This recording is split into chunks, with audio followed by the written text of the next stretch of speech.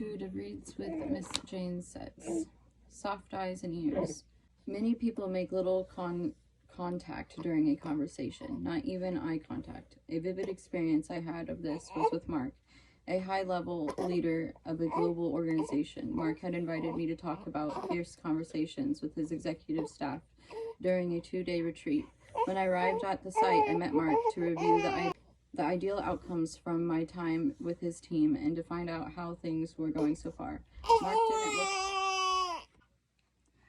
Mark didn't look at me. During my conversation with Mark, no matter who was talking, he simply did not look at me. Eventually, I said, "While we've been talking, I noticed you haven't looked at me." Mark smiled, glanced at me, then looked away and responded, "I haven't decided if I like you yet." "So until you've made up your mind whether or not you like me, you will withhold eye contact?" He smiled again. "That's what I do." "Do you do this with members of your executive team? For whatever period of time it takes you to decide whether or not you like them, you withhold eye contact?" "That's right. Well, I feel it acutely with withholding of yourself, of your approval, and I'm puzzled.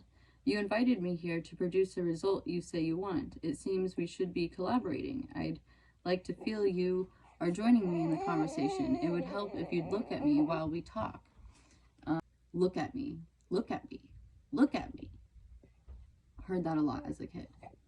And then something I said a lot as a kid with my head in between my knees, rocking back and forth. "Don't look at me, don't look at me." And I'd scream at everyone, "Stop looking at me!" Because I hated the feeling of being looked at. And I did not like looking at someone else directly in the face. And oftentimes to have a full conversation with any of the adults around me, it was look at me. And they would not proceed to move forward in the day until I looked at them. Just for them to ridicule me about something I did wrong and I probably didn't know was wrong until someone said it.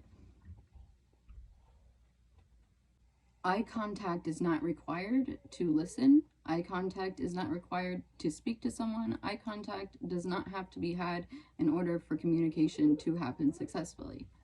I was looking at me now, not smiling. I wondered if he would stand up and say, "We're done, we're out of here." But instead, he thought for a moment and then said, "Okay, let's work." "One more thing," I offered.